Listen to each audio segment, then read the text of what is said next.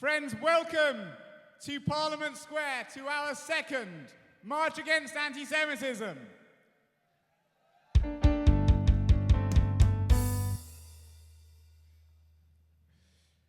You know, as Storm Dara has raged, people started to wonder whether we would still march. I was getting messages this morning saying, "Is the march still on? It's raining." Is the march still on?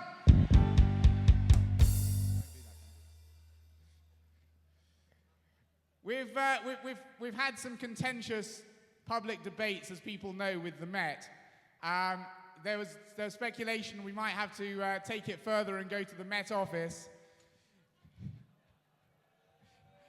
Okay, well, I'll give credit where it's due. That one's from my friend Mark at CST. And whilst we're talking about CST, let's give a very, very big thank you to CST and also to the police, who have turned out with a huge deployment to keep us all safe. Thank you to CST and the police. Friends, I'm Gideon Falter. I'm Chief Executive of Campaign Against Antisemitism. The reason we've been waiting a little bit just to get started, apart from making sure that everybody is evenly soaked, is that we wanted to get the crowd figures from everybody arriving from the back. I am told today that we are 32,000 people strong. Thank you for coming today and making your voices heard. Friends, Campaign Against Antisemitism has organized and unfortunately paid for today's march, but the march is a huge effort from right across our community. And I want to thank the Board of Deputies, the Jewish Leadership Council, the National Jewish Assembly, organizations from UJIA, to Stand With Us, to CAMRA, to UJS, to JNF, and denominations right across the board, from the United Synagogue to Progressive Judaism. Thank you. But this march would be nothing were it not for our allies who come from outside the Jewish community. So thank you even more so to those who are here from the Christian community, the Sikh community, the Hindu community, the Muslim community. I can see here the flag of Iran is flying up front. Please God, maybe even the flag of Syria will fly here in the future. Last year, we marched in the immediate aftermath of October 7th. We foresaw then, all of us, what would happen if extremism went unchecked on our streets. We marched to show unity in the face of the surge of anti-Semitism and to demand action from our authorities to protect not only British Jews, but British values. Our country is known around the world for its tolerance and decency. British justice is renowned as the benchmark that other nations aspire to. But over the past year, our country, our authorities, have sometimes betrayed those values. Extremism has been met not only with passive inaction, but active appeasement. This country once wrestled with appeasement, it rejected it, and it taught the world a vital lesson in standing up for what is right. Now, appeasement must not become the doctrine of the day. Look at the bitter fruits of appeasement that we are now reaping. Hundreds of thousands of people coursing through our streets week after week demanding intifada. Men standing in London chanting for jihad while the authorities debate on social media whether they might actually just be calling for scholarly introspection. University students, our educated next generation, brazenly supporting the barbarian terrorists of Hamas in the name of social justice.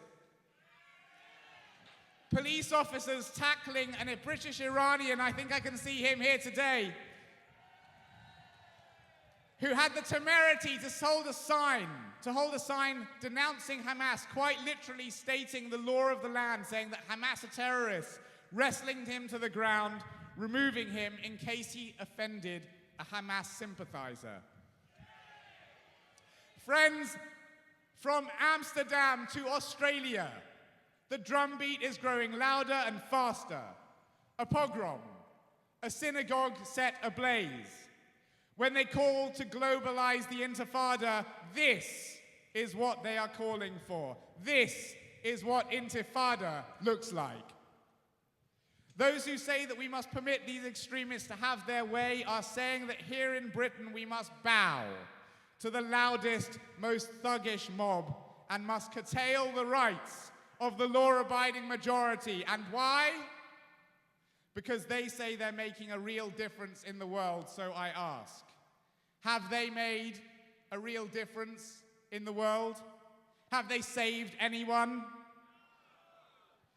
Since Hamas's October 7th atrocity last year, we have watched as week after week demonstrations that are specifically designed to disrupt our lives have taken over our streets, stifled debate on our campuses, forced Parliament, this Parliament, to change its proceedings out of fear for MPs' safety. They have scared school children, forced Jews to hide their identity on public transport, intimidated us in our workplaces, and even encroached into our hospitals. When teenage thugs boarded the school bus of the 292-year-old Jewish Free School, shouting, "F Israel, nobody likes you," at the children on board, the passers-by stood inertly. Some of them filmed. Not one of them called the police. But the question I ask is, what impact did that have on Israel, Gaza, Lebanon, or Iran? What changed all those thousands of miles away when a 14-year-old schoolgirl was hospitalized after being hit by one of several glass bottles hurled at her and her friends as they left their Jewish school? In the military situation rooms and terrorist bunkers of the Middle East? What happened when Oxford students on the way to the library called for an intifada? Who was it who was cowed when a BBC whistleblower revealed that anti-Semitism has become normalized at the broadcaster? Shame indeed. Who was cowed after Jay Rayner, a leading Jewish restaurant critic, quit The Observer after 28 years, saying, and I quote, "For years now, being Jewish, however non-observant, and working for the company has been uncomfortable, at times excruciating. Shame." And I ask, was it democracy in Britain or Israel that had to be protected just the other day as a crowd of protesters tried to force their way into Downing Street, blocked only by the bodies of a hurriedly formed scrum of police officers? And all of these things I've just mentioned, they happened in the past fortnight. The activism that we are seeing on our streets is utterly futile as regards the Middle East, but it is extremely potent right here. The effects of this campaign of intimidation start quietly. Christmas shoppers dodging anti-Israel marches, students ensuring that they don't stray outside the lines of permitted thought, Jewish parents instructing their children to cover up any sign of their faith as they head to school, a Jewish patron of the arts, Candida Gertler, resigning her voluntary positions because the institutions she had been supporting were failing to stand up to hatred because, and I quote, "they are intimidated by violent and aggressive activism." These effects, these quiet effects, quickly add up. The power of the performative anti-Israel activism is not global, but local. Shoppers and work colleagues intimidated by thuggery. Children and students brainwashed by bigotry. It is British streets that are being made unsafe by people openly supporting terrorist organizations. It is British traditions that are being trampled. Friends, I have to tell you, we invited His Majesty's government to speak to you this afternoon. We invited them to march up front with us. And I have to tell you that as of now, we have still received no reply to our invitations.